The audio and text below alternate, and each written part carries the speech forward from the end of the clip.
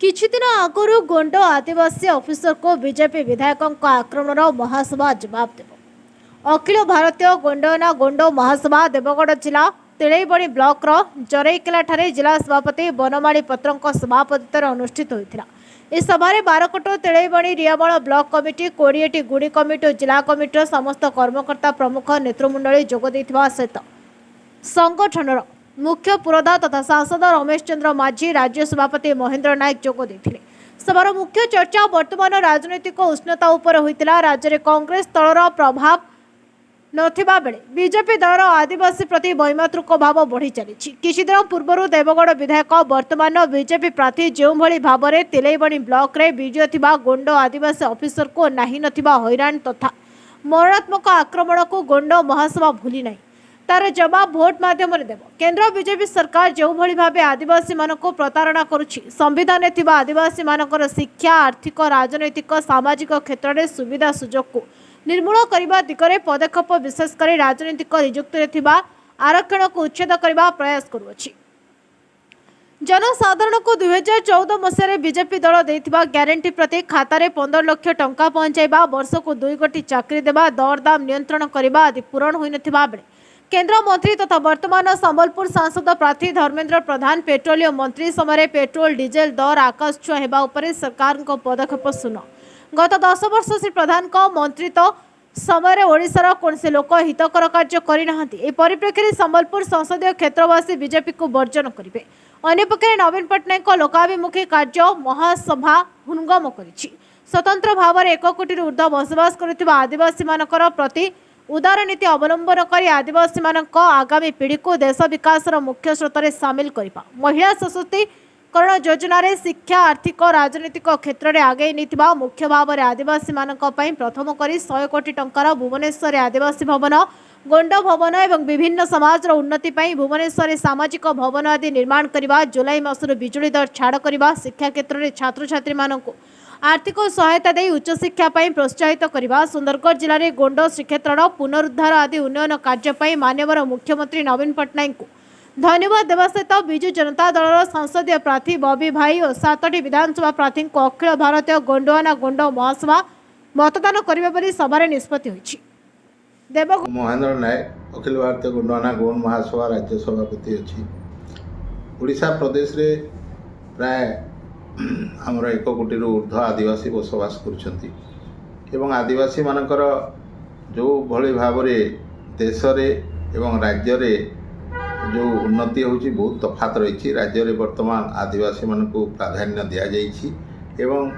विशेषकर गोंड समाज जो अच्छी गोंड समाज रो 20टी जिले में बसवास करुछंती बहुल भाव में एवं यही गोंड माने तांको तल स्तर बहुत अनुन्नत अवस्था वर्तमान भी अच्छी उठेबापी अखिल भारतीय गोंडवाना गोंड महासभा 2015 मसीह तार कार्य आरंभ करिछि। आउ से गोंड भाई भौणी मानकर आर्थिक सामाजिक शिक्षा एवं राजनैतिक क्षेत्र में किमिति से माने पारंगम हेबे सेथिपई प्रचेष्टा चली। वर्तमान जो इलेक्शन चली साधारण निर्वाचन जो चली निर्वाचन परिप्रेक्षी में आमर भाई भौणी मानक केमिति आगे नापाई तांकर जो समीक्षा चली आमे कोटा कले ठीक हम बोलिकी आमे समस्त को जो कर्मकर्ता अच्छी देवगढ़ जिले में सभापति हूँ एवं बाकी गुड़ी सभापति ब्लॉक सभापति समस्त को डाकिकी तथा आमर जो नेतृमंडली अच्छी डाकिकी चर्चा आज कलु से तिलेबणी ब्लॉक रो कैलाश जो पाखरे सेठी हेला बेले समस्ते उपस्थित थिले एवं आमर जो चर्चा समय रे प्रथमे तो गोटे कथा उठिला जे आमर गोंड समाज रो गोटे ऑफिसर भी थिले तिलेबणी रे जहाँ कि एठिका तत्कालीन आमर सांसद बीजेपी तत्कालीन विधायक बीजेपी एवं वर्तमान भी से प्रार्थी होती कथा भी उठिला जे जो मरणांतक आक्रमण करथिले एवं आमर जो माननीय मुख्यमंत्री जो भली भाव में आमको साहाय्य करिसेंती अखिल भारतीय गोंडवाना गोंड महासभार गोंड भाई भौणी मानकु तांकर जो स्थिति सुधारिबा पई ତାଙ୍କର ଗୋଟେ କାର୍ଯ୍ୟାଳୟ ଭୁବନେଶ୍ୱରରେ ଜରୁରୀ ଥିଲା। 20ଟି ଜିଲ୍ଲା ଯେହେତୁ ଅଛି, ଭୁବନେଶ୍ୱରରେ କାର୍ଯ୍ୟାଳୟ ହେଲେ ତାଙ୍କର ବିଭିନ୍ନ କ୍ଷେତ୍ରରେ ଉନ୍ନତିମୂଳକ କାର୍ଯ୍ୟ କେମିତି ଘଟିବ,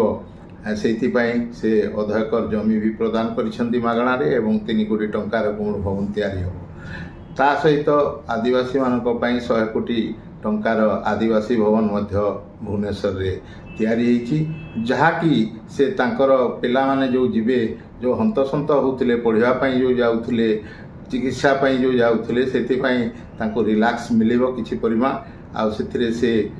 କମ୍ ଖର୍ଚ୍ଚରେ ସେଠି ଯାଇକି ତାଙ୍କର ସେବା ଶୁଶ୍ରୂଷା ତଥା ପଢ଼ାପଢ଼ି କରିପାରିବେ। 2 ନମ୍ବରରେ ଗୌଣମାନଙ୍କ ପ୍ରତି ଯେଉଁଭଳି ଭାବରେ ସେ ଦେଖେଇଛନ୍ତି ତାଙ୍କର ଯେଉଁ କାର୍ଯ୍ୟଶୈଳୀ ଆକାରରେ, ଗୌଣମାନଙ୍କର ଆରାଧ୍ୟ ଦେବତା ଯେଉଁ ଅଛନ୍ତି ଜଙ୍ଘା ବଡ଼ଦେଉ, ସେ ଦାରୁ ବ୍ରହ୍ମ, ସେ ତେଣୁକରି ତାଙ୍କର ପ୍ରଥମ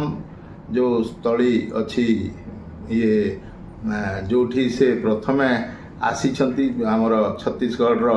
ଫୁଲଝରରୁ ଆସିକି ରହିଛନ୍ତି ସୁନ୍ଦରଗଡ଼ର ବଡ଼ଗାଁଠାରେ। ତତ୍କାଳୀନ ରାଜା ଯେଉଁ ଦେଇଥିଲେ ଗୌଣ ଶ୍ରୀକ୍ଷେତ୍ର କରିବା ପାଇଁ ଜମି, ତାହା ବର୍ତ୍ତମାନ ବିଭିନ୍ନ ଲୋକଙ୍କର ଦଖଲରେ ଅଛି। ତାକୁ ସରକାର ଇମିଡ଼ିଏଟଲି ବେଦଖଲ କରି ତାକୁ ଗୌଣ ଶ୍ରୀକ୍ଷେତ୍ରଟାକୁ ପୁନଃସ୍ଥାପିତ କରିବା ପାଇଁ ସେ ପ୍ରତିଶ୍ରୁତି ଦେଇଛନ୍ତି ଏବଂ କଲେକ୍ଟର ମହାଶୟଙ୍କୁ ମଧ୍ୟ ଲେଖିଛନ୍ତି ଯେ ଶୀଘ୍ର ତା'ର ବେଦଖଲ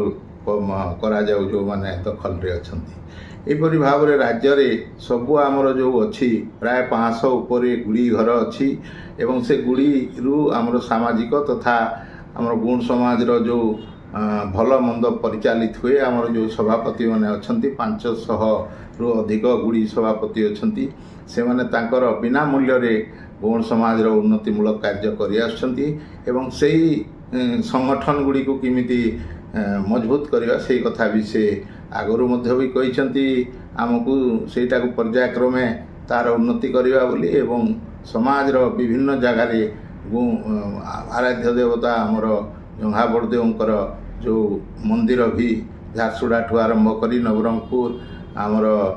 ଅନୁଗୁଳଠି ସେ ତାଙ୍କର ପଇସା ବି ସେ ଆଗରୁ ଦେଇଛନ୍ତି। ଏଇଭଳି ଭାବରେ ଯେତେବେଳେ ସେ ସାହାଯ୍ୟ କରିଛନ୍ତି, ସେଥିପାଇଁ ଅଖିଳ ଭାରତୀୟ ଗୌଣ ମହାସଭା ମୁଖ୍ୟମନ୍ତ୍ରୀଙ୍କୁ ସାହାଯ୍ୟ କରିବ ବୋଲି ଆଜି ନିଷ୍ପତ୍ତି ହେଇଛି। ଟିକେଶ୍ୱର ଗୁରୁଙ୍କ ରିପୋର୍ଟ, ନାୟବତୀ ଟିଭି।